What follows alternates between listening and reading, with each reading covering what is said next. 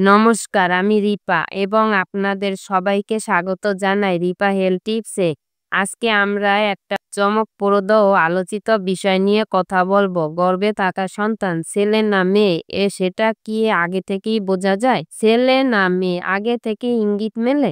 প্রথমেই বলে রাখি, মেডিকেল দৃষ্টিকোণ থেকে স্পষ্ট করে বলা যায় না ছেলে না মেয়ে।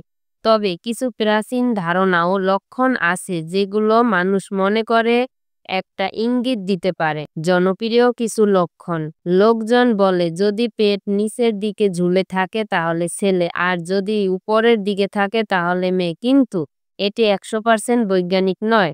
টক জাতীয় খাবার খেতে ইচ্ছে করলে মেয়ে, আর বেশি প্রোটিন জাতীয় খাবার বা মাংস খেতে ইচ্ছে করলে ছেলে। প্রচলিত ধারণা, মেয়েরা মার সৌন্দর্য চুরি করে, তাই গর্ভাবস্থায় ব্রণ বা ত্বকের সমস্যা হলে অনেকে বলেন মেয়ে হবে, কিন্তু বাস্তবে হরমোনের পরিবর্তনই এসব হয়।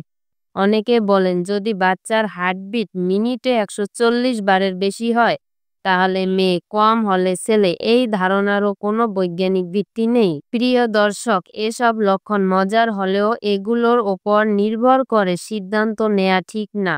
আমরা সবাই চাই একটি সুস্থ সন্তান, ছেলে হোক বা মেয়ে, দুজনেই আশীর্বাদ।